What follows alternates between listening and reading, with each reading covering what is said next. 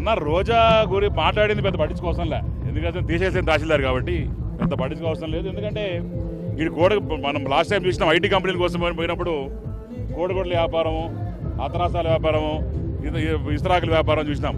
ఈరోజు నారా లోకేష్ గారు, నారా చంద్రబాబు నాయుడు గారు, అట్లనే రామ్ సెంట్రల్ మినిస్టర్గా పోయిన తర్వాత ఏ రకంగా బ్రహ్మాండంగా కంపెనీలు ఎలివెత్తుతున్నాయో చూస్తూ ఉన్నాం. అట్లనే నిజంగానే రోజా గారికి కావచ్చు, మొన్న వదిలేసినారు వ్యవసాయం, ఆయన పేరు ఏంది, మొన్న విజయసాయి రెడ్డి కావచ్చు, వ్యవసాయం చేసుకొని పోతున్నాడు కదా, ఆయనకు కావచ్చు, లేదా జగన్మోహన్ రెడ్డి గారు ఎవడే చెప్తాడ, జరిగిన 5 సంవత్సరాల్లో ఏ రకంగా మీరు చేశారో, ఏ రకంగా మీరు తిన్నారో అంత చూస్తూ ఉన్నాం.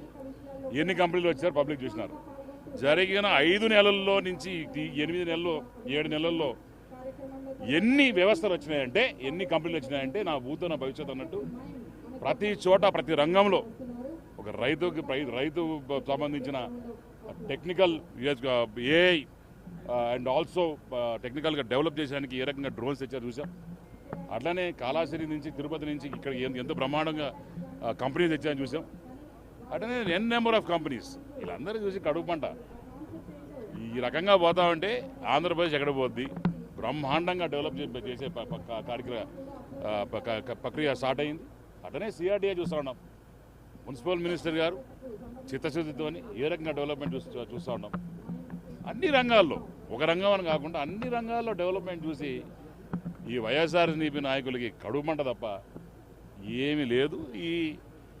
ఈ పనికిమాలిన మాటలు, చదువు రాని దద్దమ్మలు మాట్లాడే మాటలు ఇక నాకు తెలుస్తాడు. ఈ రోజాకైతే ఇంకా నాకు తెలిసి ఇంకా అన్ని ప్యాకప్ చేసుకొని పోయి, అమ్మ నువ్వు మళ్ళా ఈ జబర్దస్త్ షోలో లేకుంటే ఏదో అమ్మ క్యారెక్టర్లు వేసుకొని ఏదో చేసుకుంటా ఉండు. నువ్వు దయచేసి నువ్వు తీసేసిన తహసీల్దారే ఏ రోజు కూడా నీకు ప్రజలు అనేది హర్షించరు.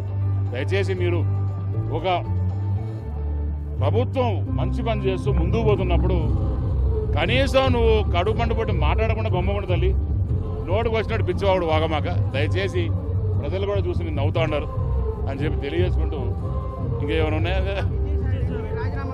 విజయసాయి రెడ్డి రాజీనామా నా తెలిసి ఒక డ్రామా అయ్యా. రేపు పొద్దున 100% ఐటీ కావచ్చు, ఈడీలు కావచ్చు, ఇవన్నీ రేటు జరగాలి ఆయన మీద. ఎందుకంటే ఇన్ని రోజులు చేసిందంటే చేసి సంపాదించి నేను ప్రతివర్తనంటే నమ్మేటోడు ఎవడు లేడు. దొంగే.